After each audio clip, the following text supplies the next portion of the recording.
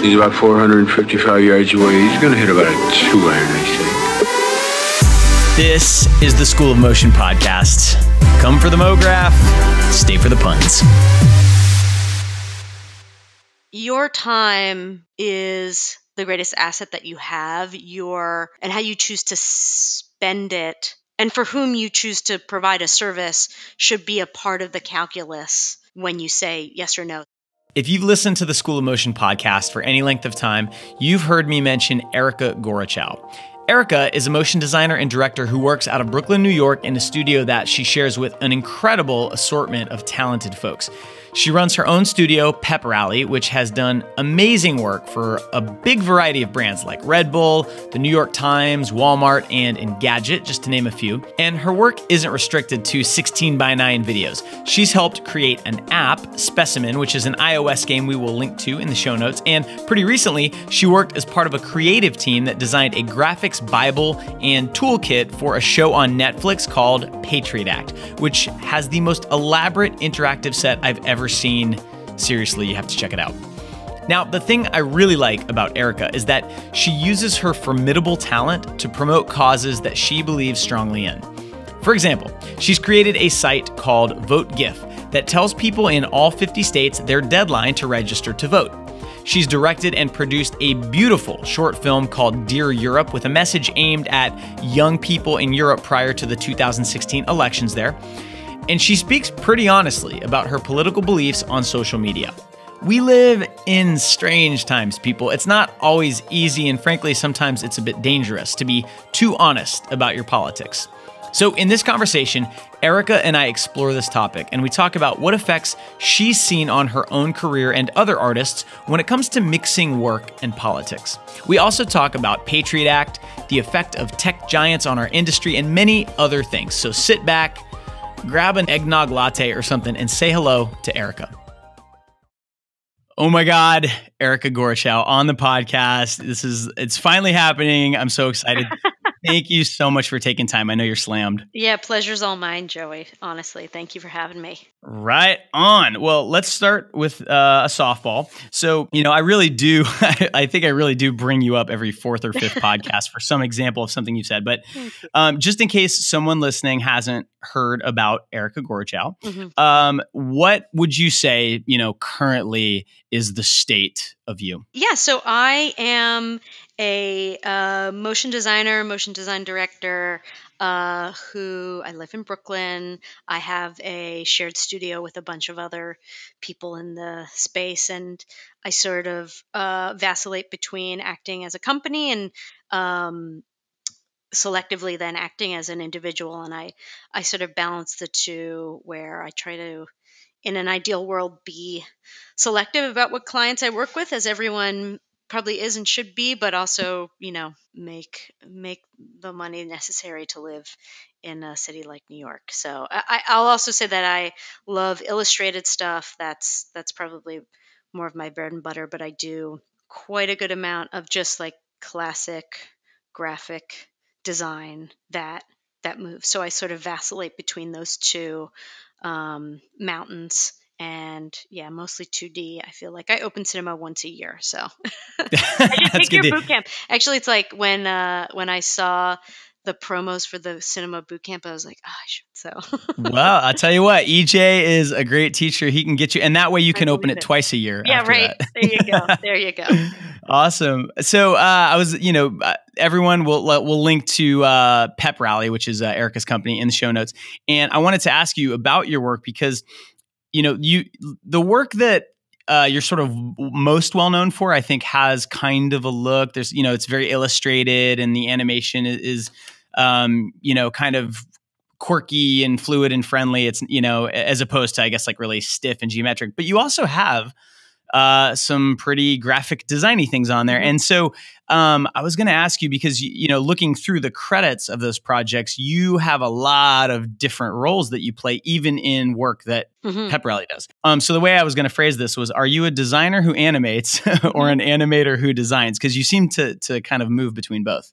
Yeah, that said, I would definitely say I am a designer that animates. I would say every once in a while, either myself or myself as a company, meaning, other people involved, will take on jobs where we don't touch the design. But I mean, those are really few and far between. There has to be a really good reason, because where I get a lot of my joy is the design and illustration. And I love animation too, but animation is sort of the icing on the cake. So. Got it. So let's dig into this arrangement that you've kind of referenced a couple of times. So you run a small shop called Pep Rally in Brooklyn, New York. And as far as I know, maybe it's changed, but it's just you. There's not any other full-time employees, correct? Right. That's true. It is just me. It's sort of interesting. The space that I work out of, which is where Slanted is based. There's also Alex Maypar is here as well, and then there's Phil Sierzega and Charlie, and it's all basically 1 to 3 people max companies who do ride this line between, are you a freelancer or are you a company? And I think sometimes it can be sort of uncomfortable when you're trying to balance which way you think a project can go, but it's basically a way to say, look, we have a network, we can expand quickly and with high quality people, so we can take on a bigger job. Like, we can work for Taco Bell or Walmart, but it's a way that I can still work with people who have much smaller budgets on, like, documentary titles, or an arts institution, where I don't have to shirk away from those opportunities because I have a beast to feed. So it's a dance, and at some point it's a little hard to explain how it works, except for to say that it does, and it helps to be in a space where there are other people doing that dance as well. That's a Sure. rambling Okay. answer, but yeah. Well, let me try to like frame it a little bit, because this is something that I think it's more and more common for freelancers, especially, thinking, what's the next step for me? Yeah. And the obvious step is, I'll start a studio. And what you've done is sort of like an in-between step, it seems like. And I'm wondering if it's because in the end, the end result that the client gets is you working on the project and maybe hiring on some help. So that could also happen if it was called, Erica Gorochow LLC. So I'm wondering, is it really just about positioning the company a certain way and sort of, I don't mean this like it's probably going to come out, but like a little bit of smoke and mirrors. So it's like, it's not just me. There's a company, Right. I mean, I'll certainly cop to there being some smoke and mirrors. I think for me, the reason why I literally changed my LLC from Erica Garchow LLC to Pep Was that Rally. really it? I didn't know that, by the way. 100%. Yeah. When I first filed the paperwork, I was like, I don't know. I know that in order to work for this client, I need to be a C Corp or a LLC. But the thing that I sort of realized is that, like, no one was particularly psyched to work for Erica Garchow LLC. And I know, like, putting myself on the flip side of that, if I wanted to put a project on my site, and I was a freelancer, I wouldn't want to put Erica Garchow LLC. So doing some very basic branding helped me to invite people in on the process. And also, I mean, there are times where I try to be involved in at least the design, but there have been projects where I have had too much and have strictly managed, strictly creative directed. And I think having something that's a little more, I don't know, like you said, would say branded, outside of my name, helps give me license to do that, to exclusively manage or direct. Right. And I think it's an important lesson for everyone listening. And this has actually come up recently. I talked with Joel Pilger, who's a consultant to studios and agencies and stuff like that. And that's kind of his bread and butter, is how do you position yourself? Yeah. And the main message, I think, that I took away from talking to him and now listening to your story is that it's not just about the work, because your ability hasn't changed by calling yourself Pep Rally, but there's a perception shift. Would you think, is that kind of accurate? Definitely. And even beyond that, I would say there's room to grow, right? Like if I have actively chosen right now not to, say, okay, let's scale up to 5 to 10 people, but if I wanted to pull that lever, and I've already sort of started to establish work under this name that is not connected to another studio, work that I sort of own, that it just becomes that much easier. So it creates that room to grow into that thing, should I so want it, or should, if anyone would do this, should they so want it. So. Yeah, that makes a lot of sense. It's very smart. So let's talk about how it works with you being in this sort of collaborative space with Slanted Studios. And by the way, we'll link to Slanted's website as well, run by Michelle Higa-Fox, and another like very cool company doing amazing stuff. So how does that work in terms of sharing projects and even maybe sharing, staff and talent between these groups? Yeah. So it's really interesting. I've been in this space, I think, for now like 3 to 4 years, and it's everything that's happened has really been super organic. But we've gotten to the place where, like, Jen is the producer for Slanted, but Jen will also produce projects for me. A lot of times, like in the case of Patriot Act, which I know we'll talk about, she needed a creative / art director, and I'm sitting right there, so, and I know I've hear all about her projects, she hears all about mine, so it just creates that like shorthand when it's not only when things come in, but like, how is this project progressing? Do we need an emergency art director, or oh, can you recommend a freelancer? Like Michelle was the one who recommended Tara to me, Tara Henderson, who I think has been on the show as well. Yeah, she has. She's great. So it just creates this like really tight, organic network of sharing ideas, resources, ourselves as talent. There's some spare desks here with machines, so it's really easy to have people on site. Sometimes we'll even like they'll Slanted will book a freelancer, and I'll be like, oh, do you want to find a way to, like, that job might not be that intense, so maybe we can share resources even with freelancers. Obviously the freelancer has the right to opt in or not, but it just has become this really fluid thing where we are our own entities, but we have shorthand and rapport, and we know what each other's strengths are, that we can sort of combine like a transformer, and become something much bigger. And we've actually recently even started pitching together. So yeah, it's been great. It's been so wonderful to feel supported while maintaining your own independence and your own sort of say into how you want to spend your time, which clients, which budgets, what to say yes or no to. So.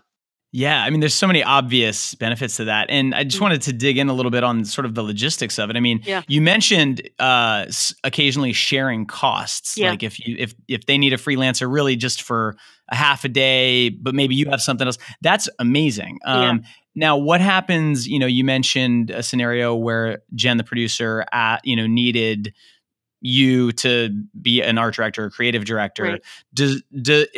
Is that then Slanted Studios hiring pep rally, and like the printer prints out an invoice and you hand it to, like, how does that sort of stuff work? Or are you sort of doing favors for each other? Is it sort of like a kibbutz or something like that? There's like, it's like 5% kibbutz, but mostly, we are very transparent in our budget. So like, if I'm working with Slanted or vice versa, they're gonna see my whole budget sheet, right? And that's Yeah. how we come to an agreement about compensation. Unless, like, sometimes if it's something quick and dirty, I'll just be like, okay, I can freelance for the next week, and does this rate work for you? And it can be more casual than that. But if it's a bigger project, we'll either try to construct the budget together, or there'll be transparency. So everyone, the goal is for everyone to feel like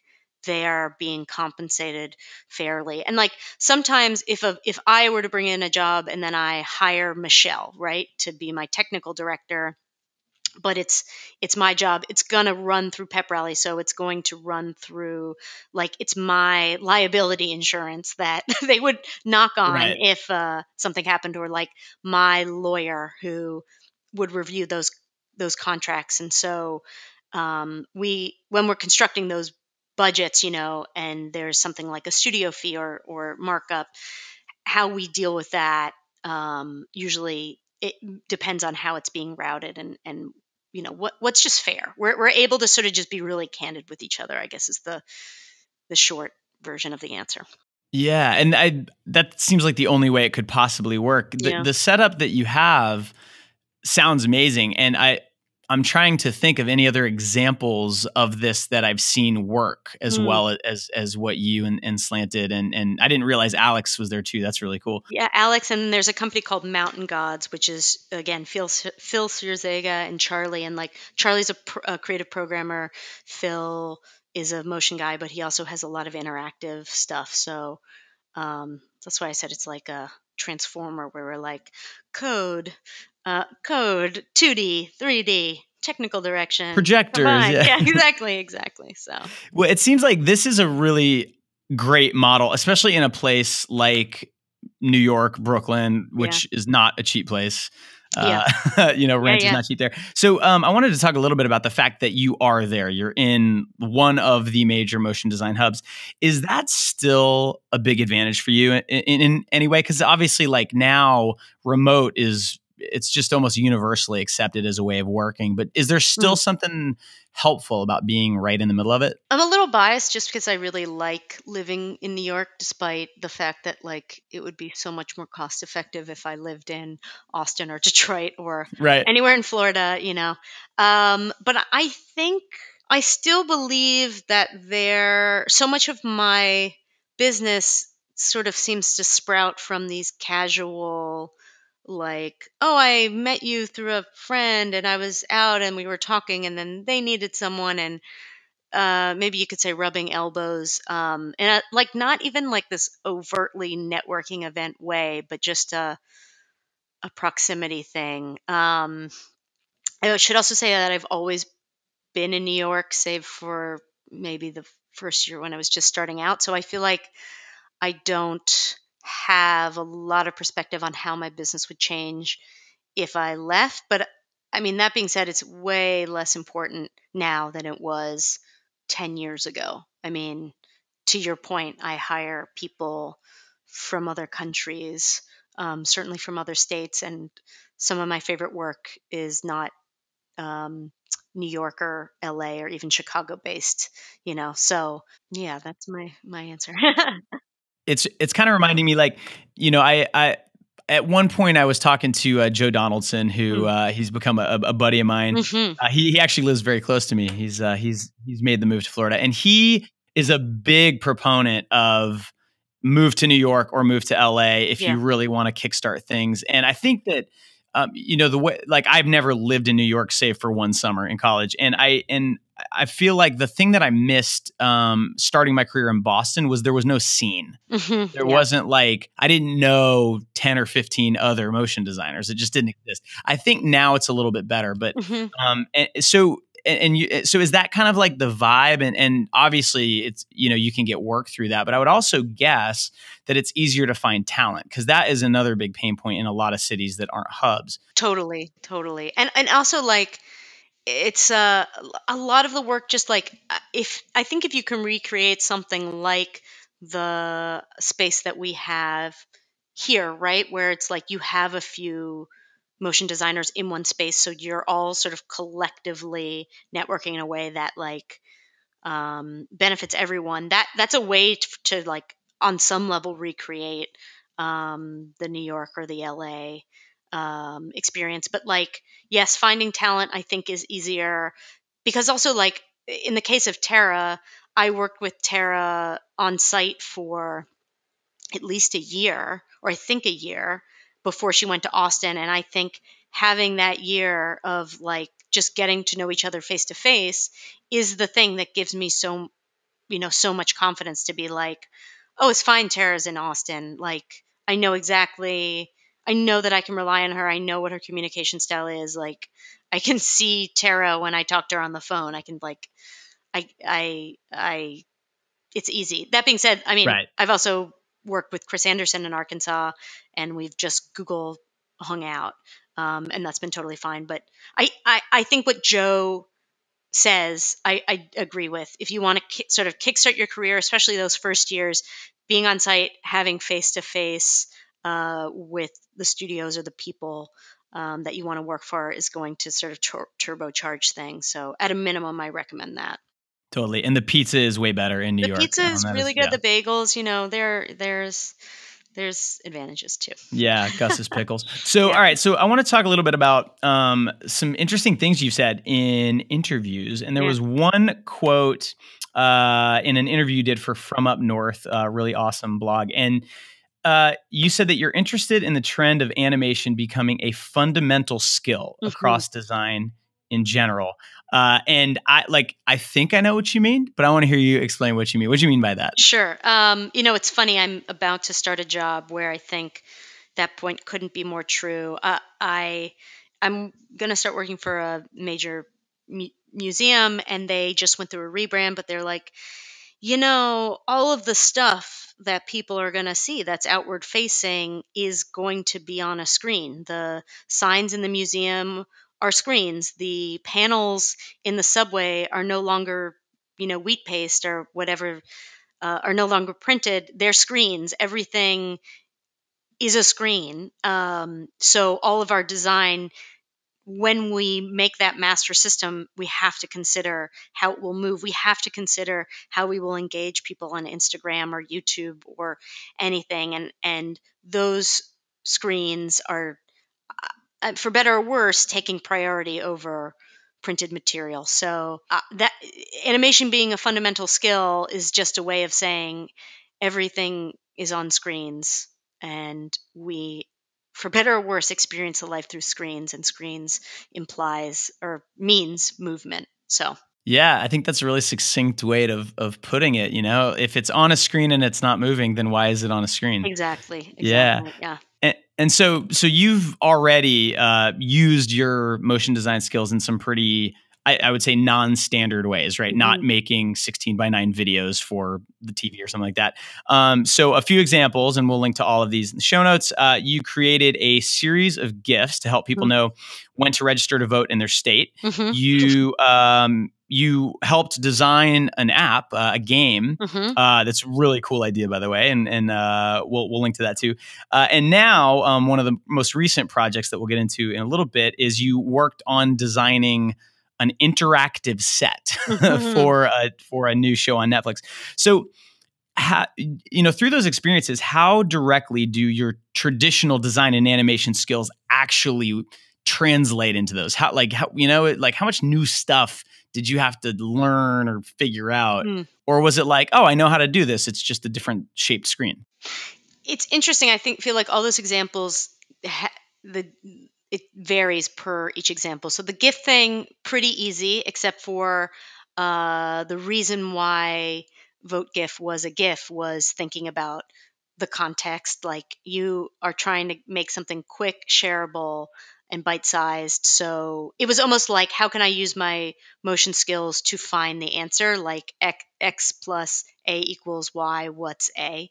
And that answer was GIFs. But the skills translated pretty seamlessly, right? Like, you've Yep. got a GIF gun, so no problem there. The biggest learning curve was probably the game, because you're dealing with formats like sprites. I'm trying to remember. There's like TPZ, or there's some crazy file formats, and it's not just how is this? What's the pacing look like? Um, in the context of the app, on the size of the screen, in the moment that the person has experienced that. But like, how small can you make this sprite or this asset? Or should this be programmatically animated, or should this be its own file? And what are the costs to that? So I would say Right. the app is like, there was a technical learning curve, and then there was, I would say, an even higher level technical learning curve, which is like cost benefit analysis, and solving for all that. And then in terms of the interactive stage, that one was sort of interesting because I feel like it actually took a few weeks of failure to understand how to even begin to design for that. It's not even a file format, but just design for that like cutout, because it's a very, if you watch Patriot Act, it's a very distinct stage design. There's like horizontal lines and a big thing in the middle with these divots cut out, and then like a Superman silhouetted stage, and understanding like how much is too much on the stage, but you want the floor rather, how much is too much on the floor, like what's going to distract, but how can you make it feel alive? So that one was just like a lot of weird trial and error, but I would say that everything that I had learned from just doing even like your standard commercial still very much applied. It was just a matter of calibration and trial and error to understand. Yeah, that's really awesome to hear. So I want to talk about Patriot Act because Mm, I'm fascinated by what yeah, you and the team accomplished over there. But just to like reiterate for everybody, I mean, it sounds like for most of these things, even working with app developers, yeah. all of those skills translate pretty much right to it. Oh, yeah. I loved how you put it. You're like, you have to calibrate yourself. And, I loved the term you use, cost benefit analysis Yeah. for, in a different way. I mean, you have to do the same thing on a 30-second spot. You have to decide, do we have time to render it if I turn on all those settings, or, Yeah. some variation of that. If it's cell animated and we put stripes on the t-shirt, it's going to take twice as long to animate, Right. stuff like that. Right. Exactly. But yeah, I mean, your fundamental basic motion design skills, I mean, are the foundation for all of these formats. So without that, it's hard to figure out what you have to add on top of that stack. So Yeah, well, that is good news yeah. for our students and for the industry. So let's talk about Patriot Act. Yeah. And I think, so we're recording this December 2018. Yeah. And I'm guessing a lot of listeners haven't seen it yet. So Uh-huh. for anyone listening who hasn't watched it, how would you describe the show? And how would you describe, you already kind of described the stage a little bit, but maybe you Yeah. could put it into the context of how the show works. Got it. Yeah. So I think Hassan Minaj, whose show this is, who's the key talent for it. He was a former person on the Daily Show. He has all these good ways to describe it. It's like, I think he said, if Michael Bay made a PowerPoint, it's like the wokest, most high tech TED talk you've ever seen.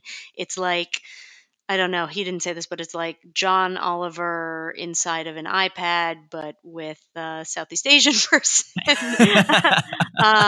So it's like, or no, he's like, there's something. If you watch the first episode, it's like I wanted to do a TED talk inside of a iPad, and that is accurate. So That is pretty accurate. yeah, so he's sitting on top of a digital stage. He's surrounded by a screen stage and these graphics that um, basically underscore, or sort of his buddy to the topic du jour, sort of fly around him. So like there might be a date of his element, or just like a way to play a clip or pull up um, a picture of something historical. It's super dynamic. It's all around him, this like visual orchestra, and he's sort of the conductor leading it. Yeah, that's a really good description. I mean, it's at its core, it's a guy doing a monologue Yeah. to camera, although there is an audience there kind of laughing and reacting. Yep.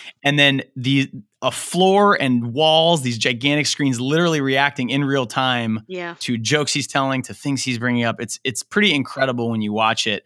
And especially as a motion designer, who's sort of like, the first thing I think is like, how the hell did they pull this off? I mean, the graphics resolution is 8K, so I mean, how the hell did they pull it off?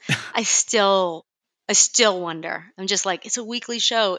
The resolution is 8K, and it's like super topical. So it's like, if there's a big breaking news event and they could turn the ship in the other direction, and they have to pull multiple rabbits out of the hat. So I know that we were talking before we started recording, and you told me that you were involved sort of in the inception of the design of all of that stuff, and then it sort of went in house, and they're iterating for each episode. So maybe you could just talk about some of the challenges of designing for that set. And the most obvious one for me is you've got a human being who has to interact with them. So even just knowing where he's going to be standing, so you can read the thing behind him, and like, how did you choreograph that with a person, Yeah. So I like I said, I can really only speak to the inception phase. So to clarify, what we did was we basically built a graphics Bible where we tried to think through all of the different problems or not only different problems, but sort of how do you even plan to make an episode? And then once you have made that plan, what are the certain buckets that the design team and the animation team can like look to as almost like an encyclopedia and be like, okay, it's this category of information, so we should do something that ranges from here to here. So again, it was this like Bible element. But regarding technically how it was done, Michelle built, I think it was not just Michelle, there was one other person whose name I can't remember, built this like crazy After Effects file where you would like animate everything so it was super flat with like a cutout of the silhouette of the stage, and then feed that pre-comp through all these different camera angles, and then you could render all of those camera angles, and then we would cut it together like an editor. So you would make everything flat. You would design everything flat. Then you would run that flat design through this After Effects file. You would start to be like, okay, this looks good at all these different camera angles. Then you would animate it. And then you would render all those pre-comps out and cut it together like a show. And like, that's what we needed to do in order to figure out what would work. Because the way that the show works is they're running these graphics in real time. Like the graphics are being filmed in real time to Hasaan, telling them, and there's someone in the control room, there's a director saying, go camera 1, go camera 3, go camera 5.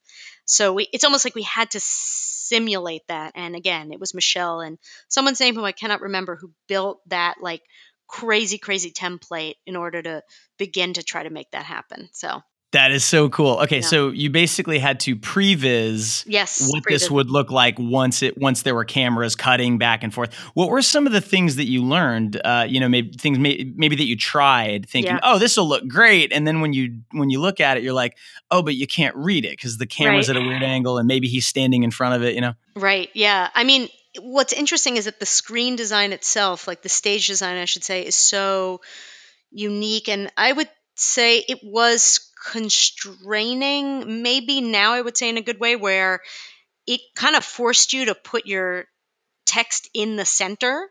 So there were things basically with the stage design that limited what you could do. But I think the biggest thing that we learned was like taking advantage of the floor and having like really big movement that sort of washes over everything from the floor to the far left to the far right. So it felt like the world that he was in, this like rotating world, that it felt like, how do I put this, that I guess that the world was like literally shifting around him. That was what we found was both really simple, really elegant, and really striking.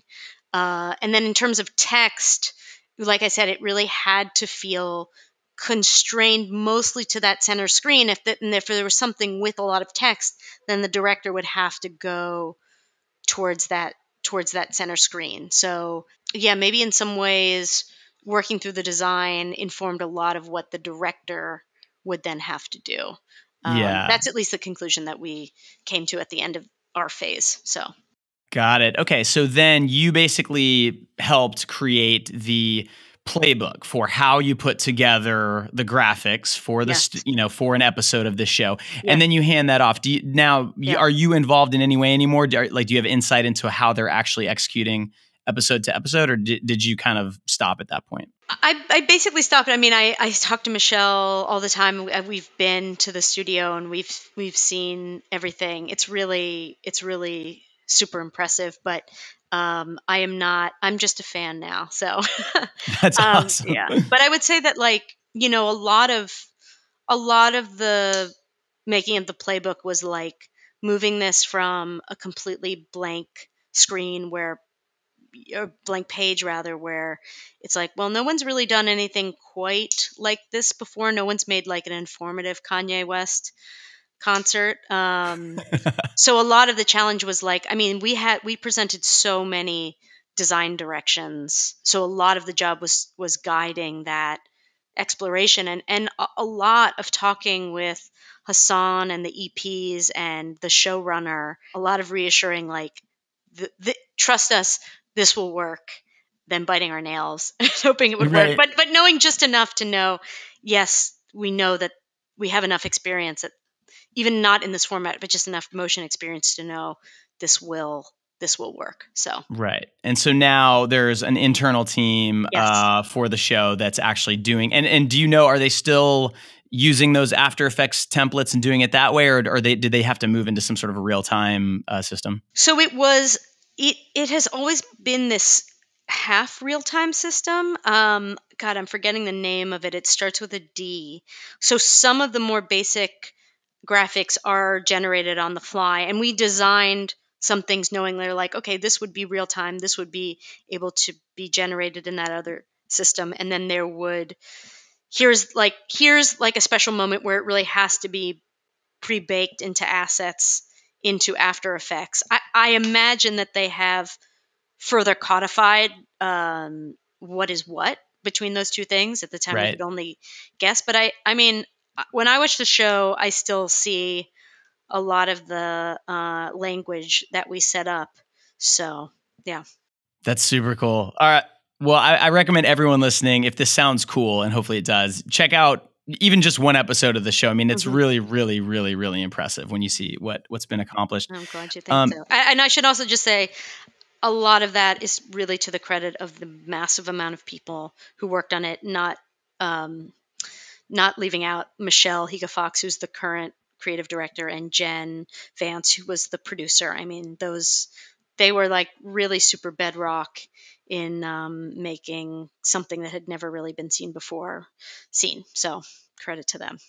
I want to talk about, so that show in particular, right? That's an interesting example of a show that, maybe there would have been a cable network or someone that would have put that show on, but it's kind of a very interesting, niche, quirky show in its own way.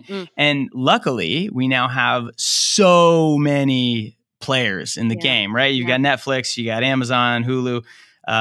Disney's going to have their own streaming service soon. And then you've also got the big tech companies, Google, Apple, Facebook. And so there's this trend, and we've talked about it a lot on this podcast, actually, that you've got these giant companies with infinity dollars and they have this insatiable lust for content. And these are companies and mediums that even 10 years ago weren't hiring very many motion designers, and now they're hiring them by the truckload. So I'm curious, especially being in New York, right in the hub of motion design, what impacts have you seen or felt from that shift? Yeah. Let me think about this. First of all, I'll just say that I totally agree. I would say the biggest impact is maybe the breakaway from motion design being commercials and music videos to motion design being everything. Amazon doesn't just need their 30-second commercials. They need to know what's going to go on that new Echo device that has a screen on it. Like Facebook needs their reaction smiley faces. Like it's I don't know if this is sort of where you're going, but it's just that it, with all these different types of companies needing motion designers, it's just mean that motion design has just expanded tenfold. Everything's Yeah. a screen is another thing to go back to. So Yeah. many more screens. So Yeah, I think that the obvious thing that most people probably recognize is just that there's so much more work yeah, and different types of work, absolutely. and that kind of leads, I guess, into the next topic I wanted to talk to you about, which is I think there's also, I don't want to say downsides, but now it's bringing up some interesting kind of quandaries that we have to deal with that seemed a little bit less pressing maybe Yeah. in the previous generation of clients. So Yeah.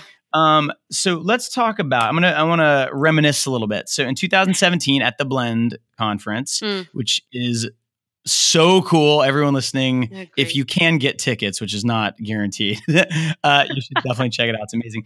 So you gave a presentation. I reference it all the time.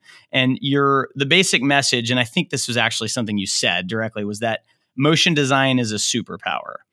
And the way that you've kind of, sort of directed your career and kind of the message of that talk was that you can choose to reserve your superpower for use with companies and causes you align with, right? You also can use your superpower to just, sell to the highest bidder. Totally. But that's not what you do. And I'm curious how you arrived at that conclusion and sort of the way you balance, work that fits within like your worldview and things that are important to you. I feel like probably in my late 20s, I went through a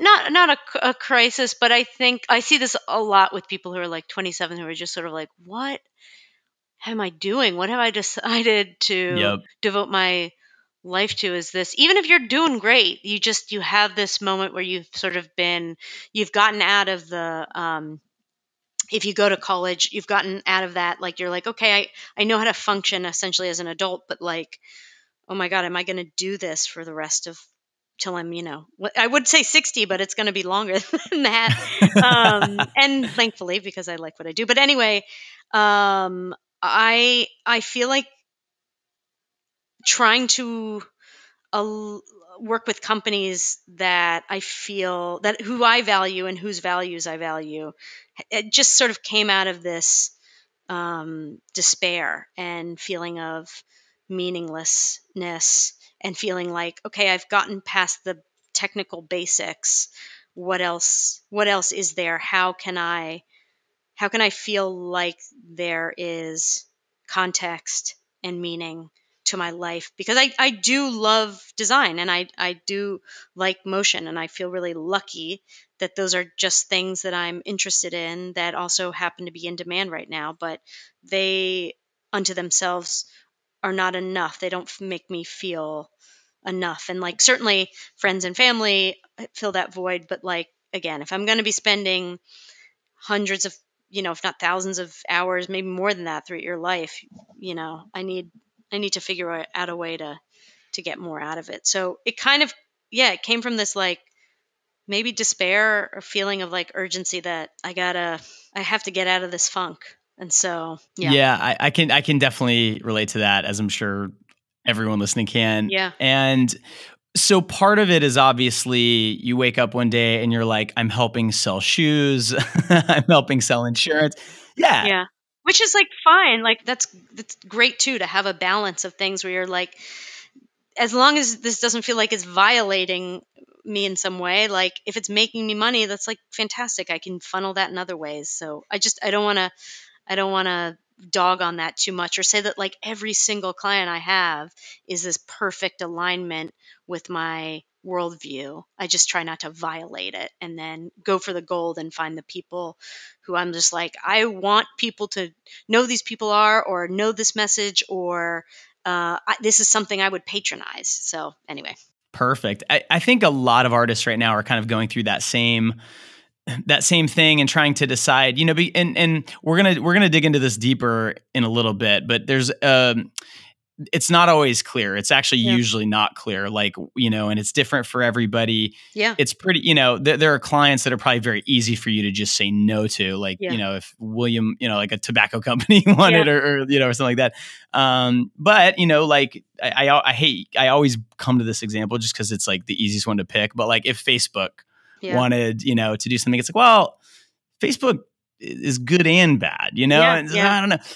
So one of the things I wanted to talk to you about is that, obviously there's choosing which companies to work with. Yeah. That's a decision that every motion designer at one point or another will have to deal with. But you've actually gone a step further, and you've taken on projects that are not for clients. You've actually decided to sort of use literally, like the way you said, use your powers for good to sort of be politically active. Good examples are the Vote GIF project, which is super awesome, and I see it pop up every couple of years. Yeah. And then a big one was a short film that you directed called Dear Europe. And maybe just in case people haven't seen that, maybe you could just briefly describe what that was and why you did it. Sure. So after the 2016 election, I wasn't feeling so hot, and I really wanted to find something that was in the near future, because the midterms were 2 years away at that point, that I could address. And the conclusion that I sort of reached after doing a little survey of potential issues or events or problems was the fact that there were several super right wing candidates running in Europe, namely the Netherlands, Germany, and France, whose elections were right around the corner. So, feeling the sting of, again, 2016, I made a collaborative video where I invited artists from Europe and America to, I think they were like 10 or 15-second pieces that would sort of combine into one video with a cohesive message that was like, basically, don't make the same mistake we did, liberal youth of Europe. It can happen. It can happen to you. So, yeah, that was the message, and I think it knowing that it came from a variety of voices, not just me, was really critical. The fact that it was collaborative. So. Yeah, well, I mean, it was a really beautiful piece, very well done. You had this all-star roster of designers and animators helping out on it, and it clearly took an enormous effort to pull off. Yeah. Yeah, and so I think that kind of speaks to you taking that motivation and that feeling and doing something with it. Thank you. Yeah, I feel like it was. I mean, my role was director and producer, and I feel like best thing in that. Oh, first of all, it was work, but it was also very, very cathartic to do. So it didn't necessarily feel like work beyond the sheer time commitment. But I think that if you can show people that you've got your shit together and you have a plan and this is going to be well produced, like, that was the best way to bring people on board. So, and that was work that it was cathartic and very happy to do. Yeah, that's really awesome. And did you ever find out after it was released? I mean, in the motion design community, everybody loved it and was, I mean, it deserved all the accolades it got. Did you, but I know that wasn't your intent with it, right? I'm sure that felt good, but really you were trying to get a message out. Do you have any sense, like, did you hear anything feedback wise that the message actually did what you wanted it to do? Well, I feel like the best indication of that, I feel like I'll never really know, but it did make it onto like Donald Trump, one of the bigger Donald Trump subreddits. So I was like, okay, that's good. I mean, everyone hated it there, but that was great. I thought that was awesome. It was like, good. It's getting beyond design blogs and it's getting onto like some scary subreddits. So, I don't know that we changed any hearts and minds in that subreddit, but that was at least an indicator that it was being seen beyond design nerds. So, and that's all that we ever could do, and that was the goal period. I think there's no way to know otherwise. Yeah, I kind of want to take a minute to preach just for a second. Like, so this is what I love about you and that film in particular. Right now, especially, I mean, in the US, but I know not just in the US, like the politics and the climate around speaking about politics, it's just so poisonous. And there's a lot of people that are frustrated, but the way that comes out is just by ranting and complaining and calling people names. And, you actually made this beautiful film instead. And I think that that's a pretty powerful lesson for anyone that, is in this industry, because I really think that, like, as motion designers, we're very uniquely positioned to make things like that can very quickly reach millions of people. Definitely. If you were a dentist, it would be a lot harder. You know what I'm saying? Definitely. Yeah. No, I totally agree. And I think it's again, just remembering why people hire you and pay you. It's like, well, there's a reason, messaging and marketing. I guess it works, right? So just remember that and know that you can sort of if you have the skills to do it, you can shortcut to advance the messages that, you believe in. And that can be, I've seen that used, I've seen really beautiful pieces with political agendas I completely disagree with. So like, if it's that, and that's okay. That's fine. That's part of it. You don't have to just agree with my pretty liberal politics to do this. So, Right. Well, let's segue into that then. So, putting that out into the world obviously tells everybody sort of what, at least what a one facet of your politics is. yeah. But it's done in such like a, I don't know, just a poetic sort of artistic way. I mean, I could understand a very conservative person maybe seeing that in Europe and getting upset by it. Yeah. But I mean, it would be hard to argue that it wasn't well thought out and a poorly presented thing. Right. But in addition to that, like, you don't hide your political views even just on social media, Yeah. and you're not like a troll or anything like that. But you're just honest and you're vocal. You don't know about it. my secret accounts. No, I'm just kidding. Exactly. I have none. I have none. Yeah. You're secretly a troll on that Yeah. on that Donald Right. So, Reddit. Yeah. So this is something that I'm super curious about because, and this is generally something that people talk to me about only off the record. Right. So I'm very excited that you're willing to talk about it. Yeah. When you post stuff like that, Yeah. like, even if it's just something, that, especially being in Brooklyn, is probably fairly harmless to post, like, disagreeing with something the president did. Right. 100%. Yeah. Do you ever worry that could come back? Because, there, like, I'm sure, there are clients of yours and higher ups at those companies that probably have completely opposite views. Do you ever worry about them seeing that or hearing through the grapevine that, Erica made this very liberal piece, and affecting your work? Not really. I have to be honest. If I was a much more conservative, I would probably have more concern. I feel like if there is a company that espouses, like if Hobby Lobby came to me and was like, "Hey, can you make us a commercial?" I would say no. Right. So there may be edge cases, right, where you have a company that's like, we don't want to be seen next to anything political. But I just feel like in the time that we live in now, that's just kind of unrealistic. I mean, everything is political now. I would say that probably prior to 2016, I would have been nervous, but to so publicly align myself with a political view. But I am also, and this is really gets into how I feel about it, but it's like I'm really worried about just like not seemingly, but basic things like racism and sexism. I mean, those things are actually not at all basic, but the lines to me seem pretty clearly drawn what stance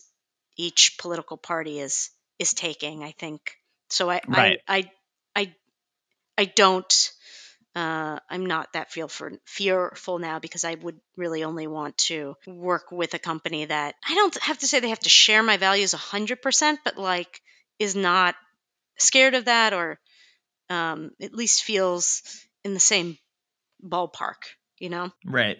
Yeah. I mean, I guess what I would be thinking about is more, like there's obvious things like the Hobby Lobby Yeah. example, Yeah. or I don't know, maybe like Chick-fil-A or Yeah. something. Yeah. Yeah. There's also just that there could be somebody at Netflix, for Yeah. example, Yeah. who's, high up in, in their programming department or something that, Yeah. if you ever are up for, if there's a pitch situation and Yeah. you're pitching for a title sequence, Yeah. and they remember Erica Gorochow, yeah, that sounds familiar, and they Google you like that. That's what. Are you worried about Right. that at all? Where like one individual in a position of Right. power in terms of decision making? No, it's a great question. My answer, I think, still is no, because for every person that may be a conservative within high up at Netflix, there may also be someone who has seen the work and has been like, oh, I think that gives her the edge.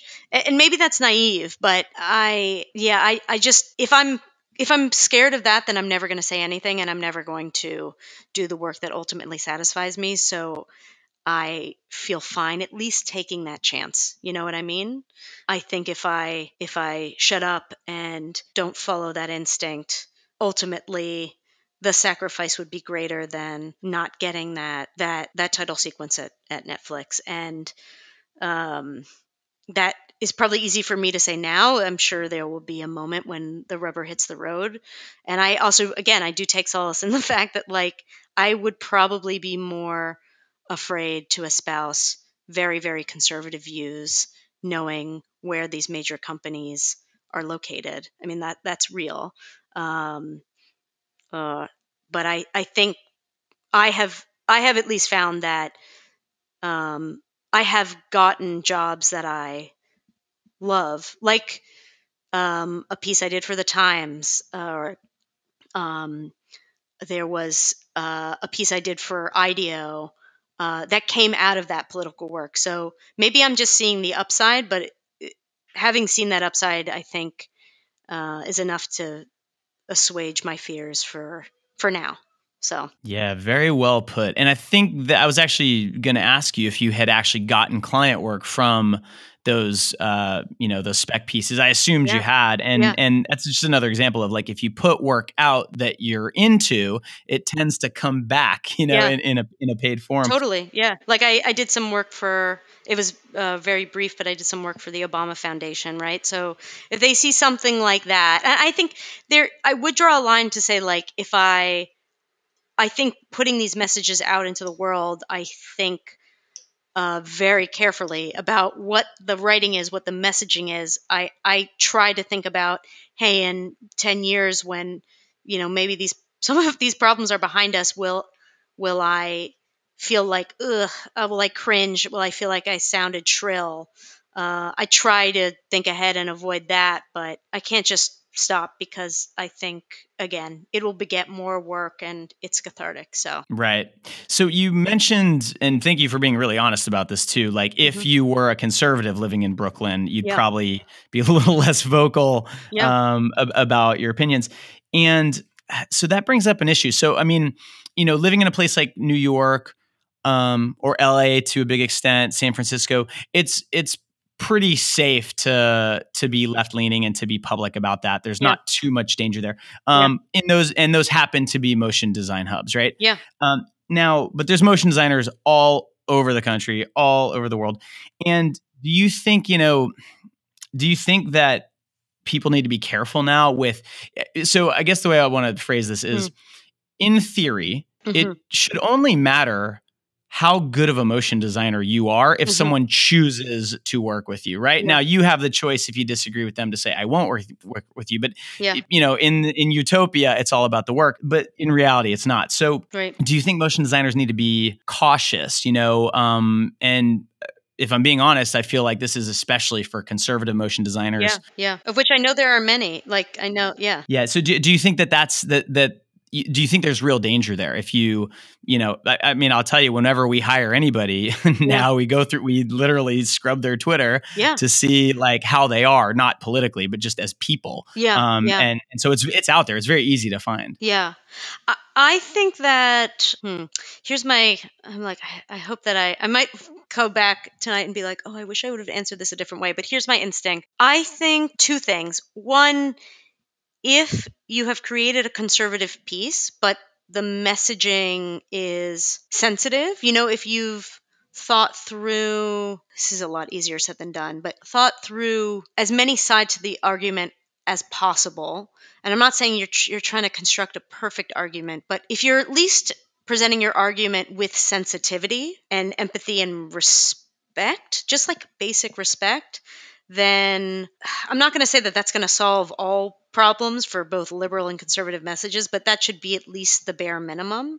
Right. I know that I've seen conservative pieces where I'm just like, I have rolled my eyes at false equivalencies, being like, okay, you're trying to invoke X historical precedent to make your argument here. And it's like, that's your right. You totally can. It's not going to win me over. I guess I'm talking a little bit more about this situation. So let's say that. Right. So let me just throw a hypothetical at you. Yeah. So if you are looking to hire a freelancer, for example, you've never worked with them, and you check their Twitter and they have something on there, a joke about Elizabeth Warren, like obviously from Fox News or something like that. Yeah. Does that impact the way you think about potentially working with them, even if their work is amazing? Yeah. Yeah. Again, I think it really comes down to the tenor of what they're saying. If there's someone who's just sort of like, I would not vote for Elizabeth Warren, I don't think that it would preclude me from choosing them.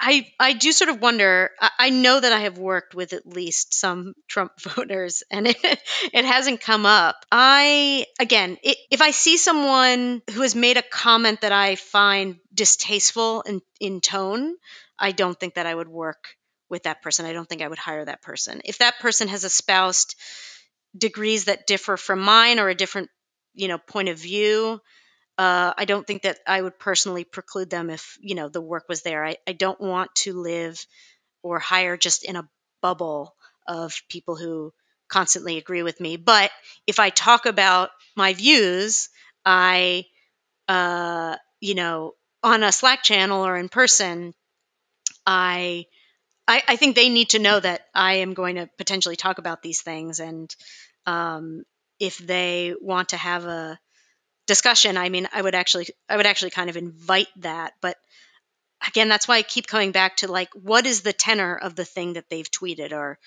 are they, are they consumed with saying, like, Trump is wonderful, or this person is wonderful, and this person is a liar.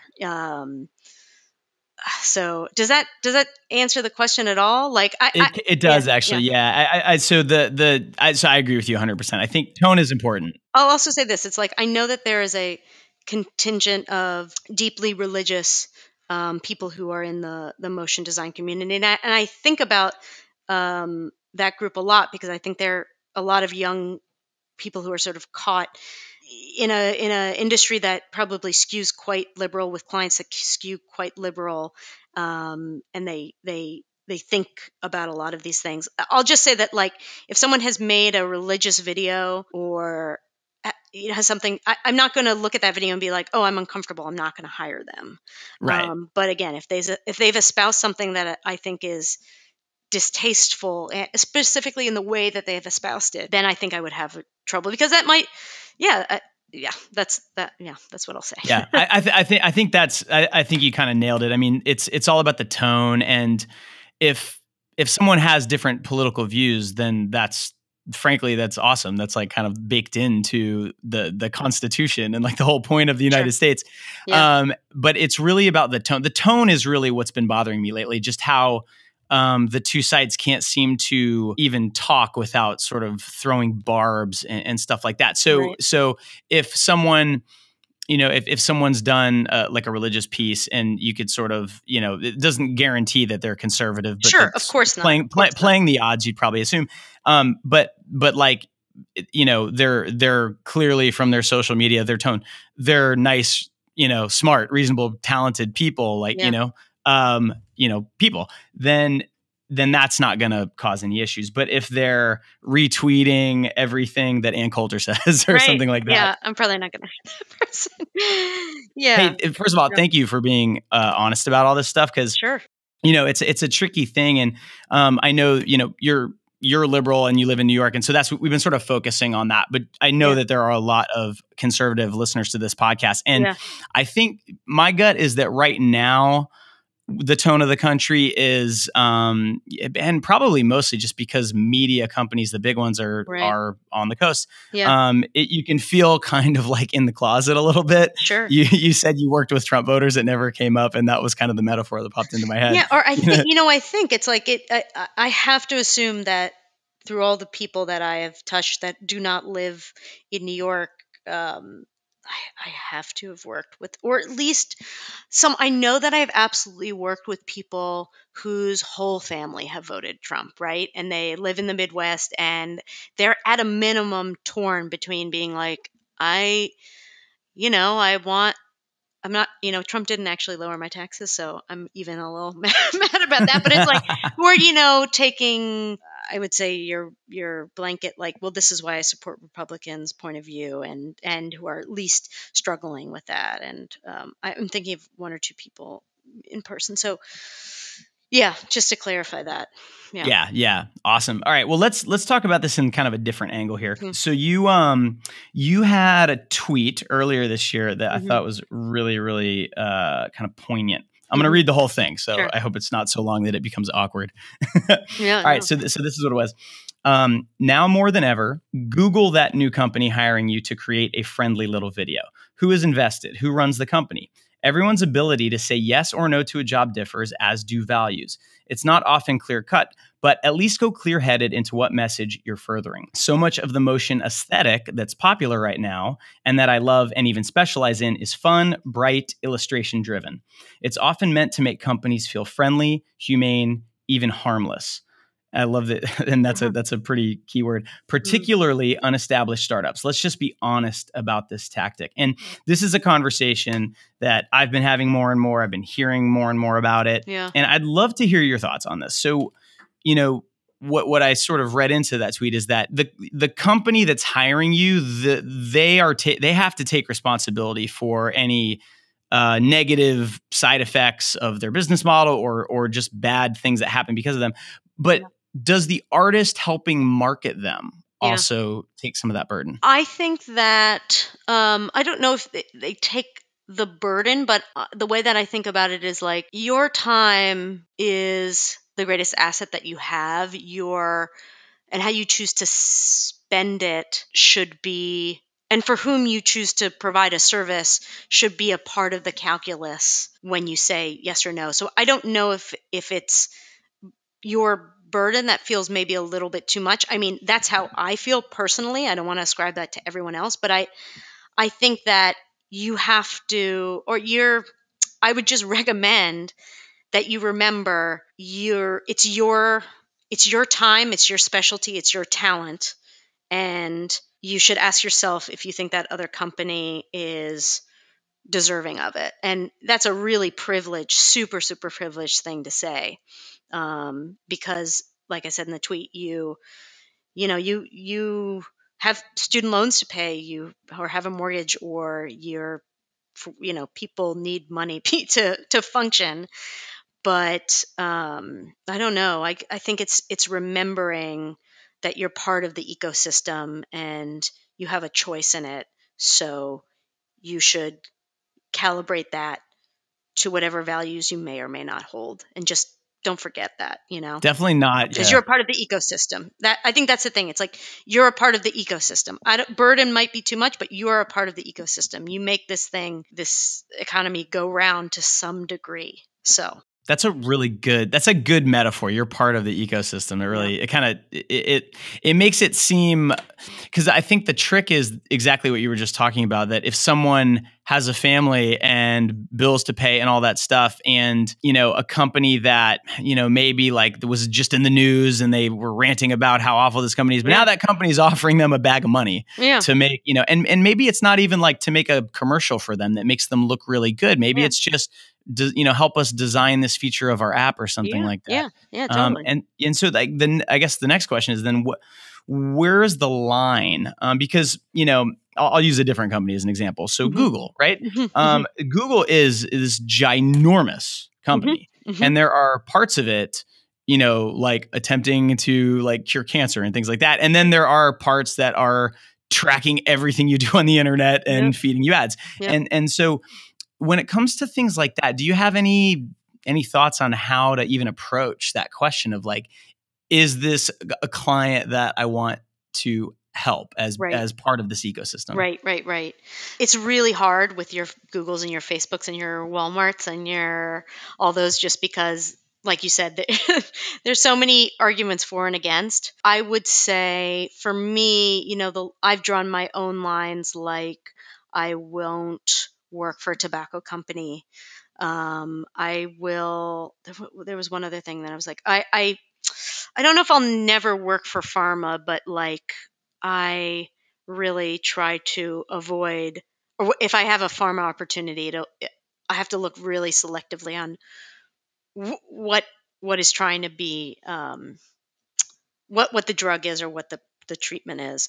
I think for the smaller companies, especially, that's where I really go on Crunchbase and look at the investors, and if they're like in a seed or A or B round, which are things that you can readily find out. And I'm like, oh God, every single one of these investors has also invested in other industries that I just disagree with. Or it's like, oh, it's the Kochs. This is like the big investment for the Koch brothers, who politically I don't agree with. Like, right. I think I'm talking about 15 to 20 minutes worth of research if it's a company you've never heard of, just so you're not surprised on the back end when there may be backlash. I mean, speaking of burden, it's like the burden may be that people see it and then Google the company, and then you feel, kind of crappy that you didn't do this basic homework. But those are sort of my criteria. But I just want to emphasize that, like, you might love working for a tobacco company, but it's the oil company that you don't want to work for. So everyone's lines are totally different. Yeah, that's definitely the key message, is that it's an individual choice. And although you may not want to put like the Alex Jones graphics package on your reel, that could come back to haunt you. Yeah, totally. Yeah. So. Awesome. Well, Erica, this has been a really fascinating conversation for me, and I assume for the listeners too. I hope it was. And I have one more question for you, and then I'll let you run off. So, and I'm going to gush a little bit. So, blush, feel free. So, so from the outside, at least from my perspective, seeing how you put your money where your mouth is, like you don't just say your opinion on the internet, you then actually take action to change things that you believe in. And it takes a lot of guts to do that, frankly. And in our industry too, where it's very small, everybody kind of knows everybody. It's very, everyone sort of knows who the nice people are, who the mean people are. It takes guts, frankly, to stick to your guns the way you do. And I'm just curious, like, where did that come from for you? I think if I just constantly talked about the things that I wanted to do and didn't do them, I would feel worse.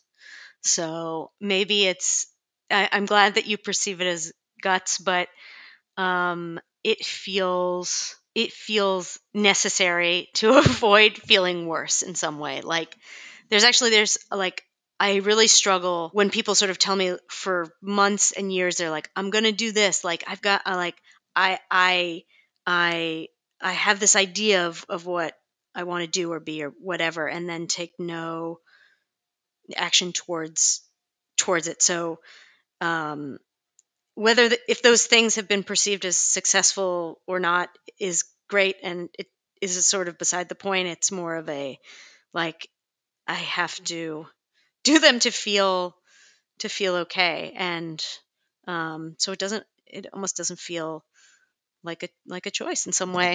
If that makes any sense. Yeah, it's almost like you're more afraid of not doing it Yeah. than of doing it. Yeah, exactly. Because I might regret it or kick myself for being like I'll just feel more pent up if I don't get it out. I can't stress enough how much I respect Erica, especially after being so candid in our conversation about a touchy topic. Whether you agree with her politics or not, I think the fact that she sticks to her guns and actually tries to make a difference is very admirable. And by the way, I would say the exact same thing if her politics were conservative. School of Motion is not political, and I deeply believe everyone is entitled to their own values, opinions, and the right to express them out loud using any creative or technical skills you may have. We do, however, have to accept the reality that the world we are currently living in is pretty divided, and that there may be consequences to sharing your thoughts on things that have nothing to do with motion design. So, my hope is that this episode gets you thinking about what's important to you when a client comes along with a gig, about your role in this media-driven ecosystem we're all sharing, and about how much you're comfortable sharing publicly, knowing that it can, unfortunately, affect your career. It's heavy stuff. My goodness. If anyone listening would be interested in coming on and talking about how this looks from the other side, from a conservative viewpoint, I would love to talk with you. Please reach out to us, team@schoolofmotion.com, and throw your hat in the ring. And that's it for this episode. I really hope you dug it. I hope it challenges you a bit. And I can't wait to climb inside those beautiful ears next time. Thanks for listening.